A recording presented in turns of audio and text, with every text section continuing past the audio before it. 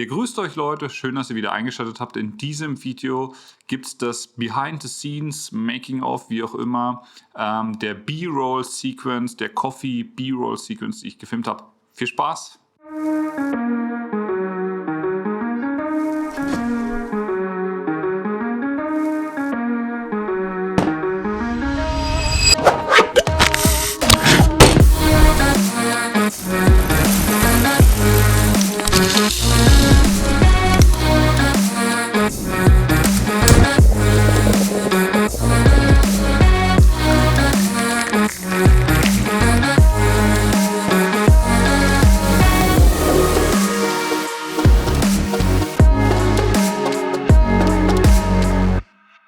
Ihr grüßt euch Leute, ich bin Paul, auf meinem Kanal dreht sich alles ums Filmmaking, Technik-Reviews, aber auch um Tutorials. Wenn das also was ist, was dich interessiert, dann würde ich mich sehr über ein Like und ein Abo freuen. Danke. Ja, diese Coffee B-Roll Sequence, die ihr gesehen habt, das Ganze war eine Challenge von Fulltime Filmmaker in Zusammenarbeit mit Epidemic Sound.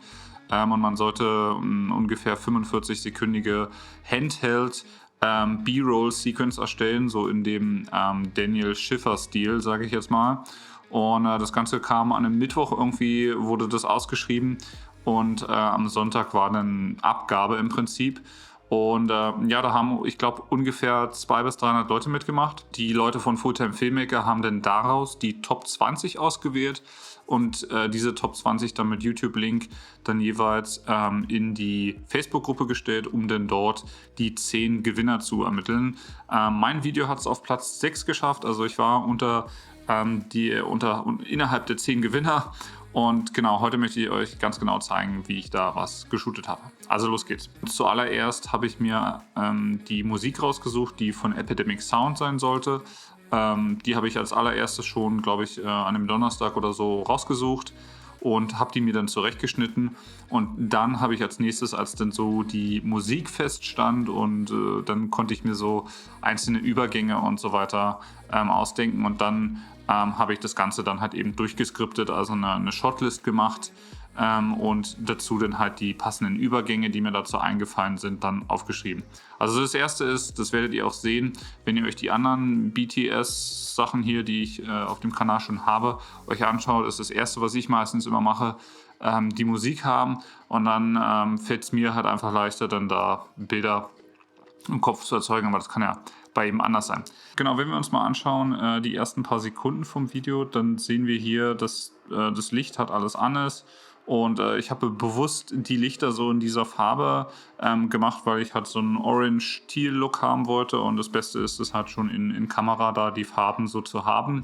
Und ich habe auch bewusst alles da mit LEDs ausgestattet, weil ich wusste halt, dass ich einige Szenen in 120 Frames, da kommen wir gleich noch zu, also mit Super Slow Motion filmen werde. Und ich wollte halt jegliche Form von Flicker oder so vermeiden. Genau, das waren dann die ersten Szenen hier. Und genau, das haben wir gerade gesehen, wie ich da das Licht platziert habe. Dann kommt hier nach diese Fast Cut Sequence. Die sehen wir jetzt hier nochmal, genau. Und hier ist das Behind the Scenes dazu. Und wenn wir jetzt hier mal in den Schrank schauen, da hatte ich meine EOS R platziert auf einem Gorilla Pod, was sie dann quasi filmt. Und ich habe hier dann dafür dieses F7 Licht genommen von Falcon Eyes und habe sie dann damit belichtet. Und sie zieht hier quasi diesen, diese Kaffeetasse oder dieses Glas da raus. Hier in der nächsten Szene sehen wir quasi, wie ich dann quasi mit der Kamera, mit der ich eigentlich hauptsächlich gefilmt habe, das ist die Canon 1DX Mark II. Ich habe 90% davon mit dem Sigma 24:35 gefilmt, meistens mit einer Brennweite von 24 mm. Das macht sich bei Handheld ganz gut. Einige Shots habe ich auch mit dem 16:35 gemacht, da komme ich aber gleich noch zu.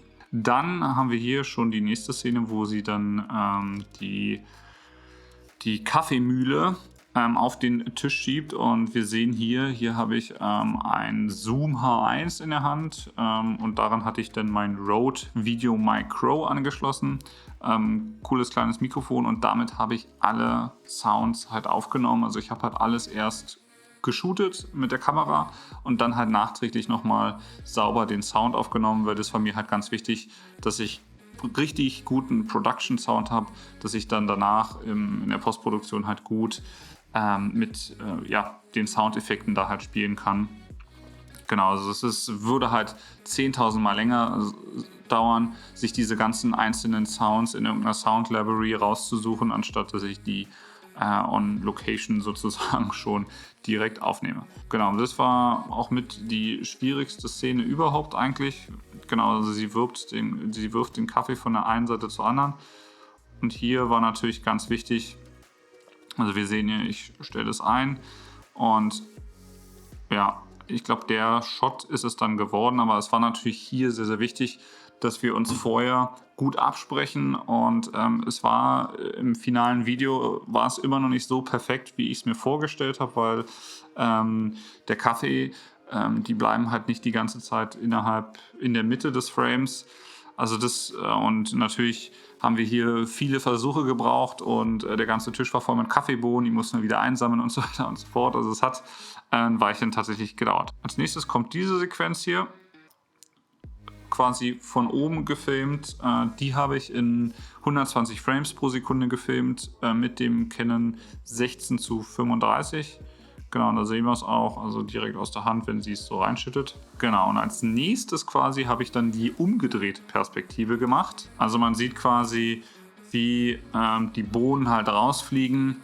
Ich habe am Lichtsetting halt auch gar nichts irgendwie verändert. Und wie gesagt, das ist das Canon 16:35. Und nein, ich habe hier die Bohnen nicht auf die Linse fliegen lassen, sondern ich habe dazu, ich habe das in einem anderen Video schon mal gezeigt, wo ich unter Wasser gefilmt habe. Dazu habe ich das Outtakes Underwater Housing genommen.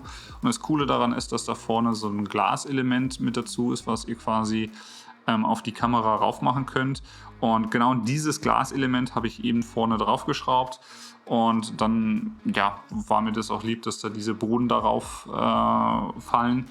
Und das war halt wichtig, dass mein Objektiv da halt nicht irgendwelche Kratzer oder sowas bekommt.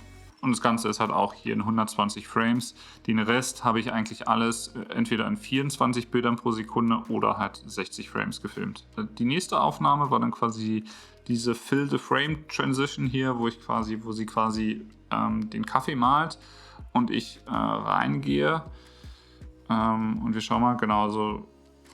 Man sieht da, dass sie dort dasteht und ich eigentlich nur diese Push-In-Bewegung mache, aber wenn wir halt genau schauen auf den Bildschirm hier von der Kamera, dann sehen wir, dass es in Kamera nicht ganz so gut geklappt hat, wie ich mir das vorgestellt hatte. Das heißt, ich musste dann in der Post da ein bisschen tricksen, ein bisschen reinzoomen, damit es halt ganz die Kamera verdeckt, wo ich dann quasi genau rausgehe und sie dann den Kaffee halt in die Schüssel macht, den gemahlenen Kaffee. Genau, und das war quasi das. Und hier haben wir, wie gesagt, halt auch immer wirklich ganz oft gecheckt, ob die Aufnahmen so geworden sind, wie wir uns die vorgestellt haben. Dann hier wieder eine ähnliche Aufnahme, aber hier hat es besser geklappt, wie sie den Kaffee, dieses Kaffeepulver löffelt in die Mokkakanne. Und hier auch natürlich so eine Bewegung, wo ich mich mitbewegen muss, aber hier hat es wirklich viel, viel besser geklappt. Und ja, also es hat halt auch viel geholfen, dass ich halt vorher nochmal meiner Freundin genau gesagt habe, das ist die Bewegung, die wir machen wollen. Und ich bin ein paar Mal so trocken quasi ohne aufzunehmen mitgegangen, bis wir so den richtigen Rhythmus hatten. Und dann hat es relativ gut geklappt. Also das ist auch so ein Learning von meiner Seite. Dann hätte wahrscheinlich auch die Aufnahme, wo sie den Kaffee da hin und her wirft, hätte dann wahrscheinlich besser geklappt. By the way, wo ich es gerade sehe, ich habe natürlich auch sehr stark darauf geachtet, was sie anhat. Weil ich halt genau für diesen farbigen Look halt haben wollte, habe ich halt auch darauf geachtet, dass sie halt was Blaues trägt, damit es halt im Kontrast zu dem Hintergrund steht und dieses ganze Orange-Teal-Farbenthema halt sehr gut aufgreift. Also auch wirklich schon in Kamera darauf achten, was könnt ihr machen, damit denn diese Farben von sich aus poppen und ihr dann nicht irgendwie irgendeine Farbe irgendwie einen anderen Ton geben müsst. Also da habe ich wirklich schon in Kamera darauf geachtet, dass das alles relativ gut aussieht. Genau, dann kommen wir zu der Szene, wo sie den Kaffee hier eingießt. Und da haben wir es auch so gemacht wie mit den Bohnen. Zuerst sieht man, wie sie den Kaffee halt eingießt. Mir war auch ganz wichtig dabei, dass der Kaffee halt wirklich richtig heiß ist.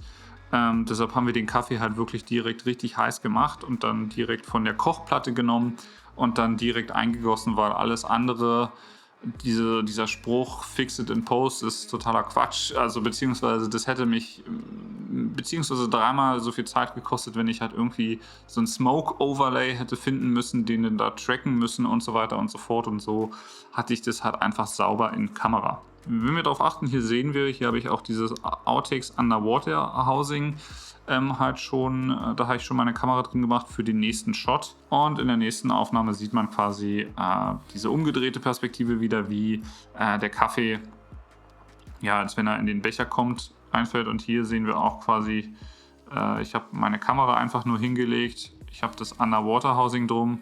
Und hier oben drauf ist wieder dieses Glaselement, was mit der Front, mit der Optik verschraubt wird. Und da hat sie den kochenden, heißen Kaffee einfach nur raufgegossen.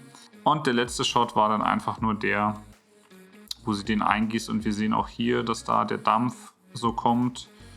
Und weil in der Zwischenzeit schon wieder viel Zeit vergangen ist, im Prinzip haben wir den Kaffee nochmal aufgewärmt. Wir sehen gerade, sie kommt rein mit dem ganz heißen Kaffee.